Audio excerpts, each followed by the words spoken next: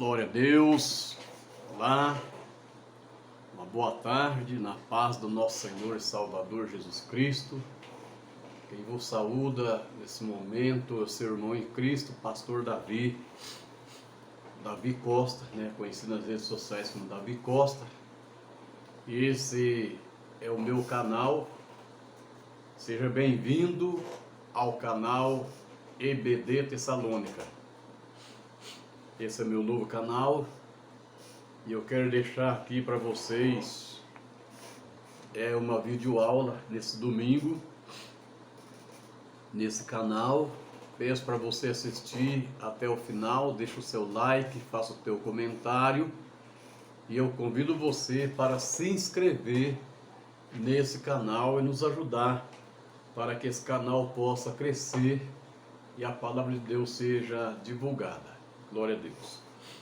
Nós estamos estudando o terceiro trimestre de 2023 e eu estou usando aqui a lição da editora Betel, e que a qual traz o título aqui Profetas Menores do Antigo Testamento, que a qual nós já estudamos profeta Oséias, Joel, Amós, Obadia, Jonas, Miqueias, Naum, Abacuque. Agora estamos em Sofonia, que é a lição de número 10 desse trimestre, e apresenta aqui o profeta Sofonia. Ele apresenta o fim dos tempos, quer dizer, o fim está próximo. Muito bem. O nosso textuário diz: naquele dia se dirá a Jerusalém: não temas, ó Sião, não se enfraqueçam as tuas mãos. Sofonia 3,16. E a nossa verdade aplicada, que em outras versões é verdade prática, diz assim: é preciso vigiar e orar e permanecer fiel, pois o Senhor Deus não está diferente à iniquidade que se multiplica. O dia do Senhor virá. Muito bem. Também nós temos uma leitura bíblica em classe, que aqui na nossa versão da Betel, é texto de referência. Nós não vamos ler para não sermos muito longo a nossa videoaula. E também vou estar falando só o primeiro tópico da nossa lição, e também somente o subtópico 1. Isso quer dizer o ponto 1 do tópico 1, ok? E a introdução diz o seguinte: introdução. Sofonia pregou a necessidade de buscar o Senhor, tendo em vista o iminente juízo de Deus sobre o pecado, mas também transmitiu a esperança de redenção e salvação para os remanescentes. Isso é, aqueles que permaneceram fiel a Deus e às suas leis. Muito bem. Um texto que antecede aqui o ponto 1 do tópico 1 fala sobre o cenário da mensagem do profeta Sofonia. Muito bem. Observamos que Sofonia, ele profetizou nos dias de Josias. No capítulo 1, versículo 1 do livro do profeta, fala: a palavra do Senhor vinda a Sofonia, filho de Cusi, filho de Gedalias, filho de Amarias, filho de Ezequias, nos dias de Josias, filho de Amon, rei de Judá. Nos dias de Josias ele profetizou. E observamos que esse profeta, ele era o profeta do reino do sul.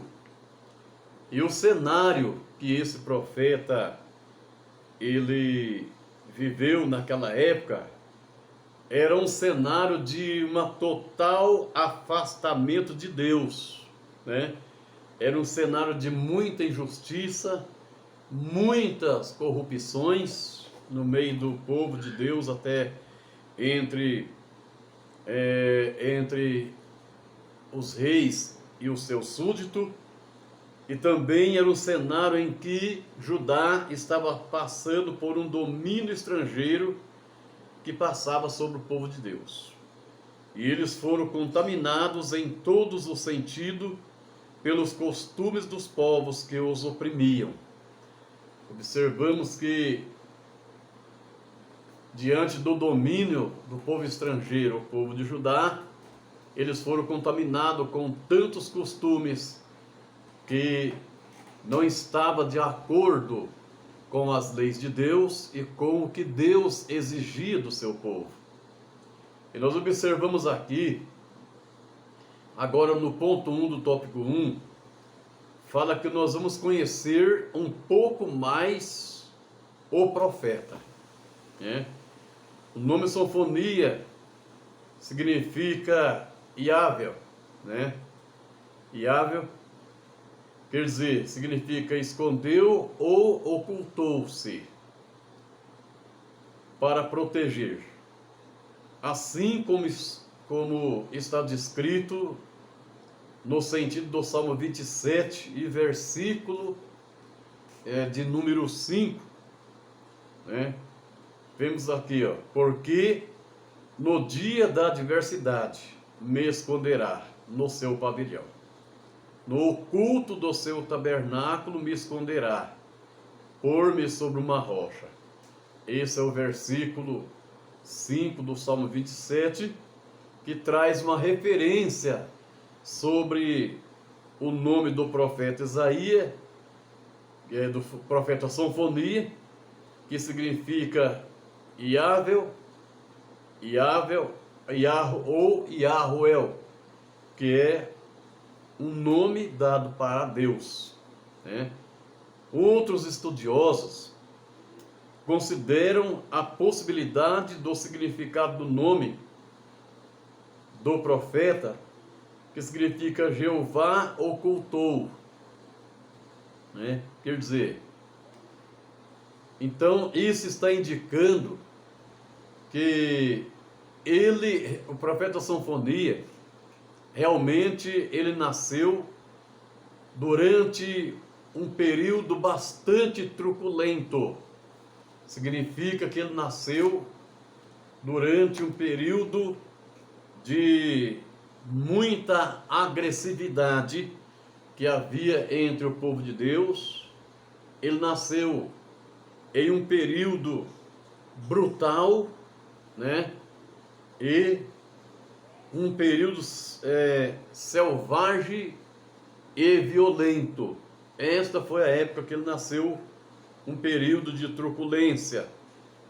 E esse período marcou o reinado de Manassés no Reino Sul, além em 2 Reis, capítulo 21, versículo de número 16.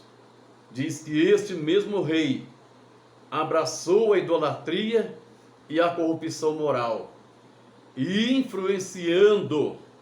influenciado pela Síria, induziu o povo ao sincretismo religioso. E observa a época, né, que esse profeta nasceu. Isso significa que o rei Manassés, ele induziu ao povo a alguns costumes religiosos pagãos, né? O sincretismo que levou o rei Manassés a assumir, juntamente com o povo, práticas religiosas de outras religiões do povo que habitava naquele lugar, do povo que estava dominando a nação, né? Porque aquele território era do povo de Deus, mas a Síria estava dominando o povo de Deus, e por isso eles foram levados ao sincretismo religioso, a mistura de muitos rituais pagãos que não agradava ao Senhor. E quando Deus levantou o profeta para profetizar entre o seu povo, né? Observamos aqui que no ponto 2, para que a mensagem do profeta era uma mensagem de julgamento de Deus, porque pelo pecado e a idolatria do povo de Judá e também de outras nações. Era uma mensagem que a qual Deus estava julgando o pecado, tanto do povo de Judá, como também das outras nações que estava oprimindo o povo. E Sofonia chamava o povo ao arrependimento, né? Chamava o povo ao arrependimento. Era um chamado de arrependimento para o povo de Judá e também para outras nações. Então, tanto para a liderança como o povo havia se postatado da sua fé. Muito bem. Observe ainda que no ponto 3 do tópico 1 fala sobre a justiça e esperança, que nós possamos entender que o nosso Deus, ele é justo e que ainda ele nos traz uma esperança para o povo de Deus. Por isso o profeta Jeremias também lhe falou, lá em Lamentações, no capítulo 3 e versículo de número 29, ele disse para o povo: ponha a boca no pó, talvez assim ainda haja esperança. Apesar de uma profecia com duras palavras direcionada ao povo, sua liderança, havia também na palavra de Sofonia, um anúncio de esperança para o povo. Isso que é importante. Isso acaba nos provando que o nosso Deus é aquele que fere, mas também ele é o Deus que sara todas as feridas.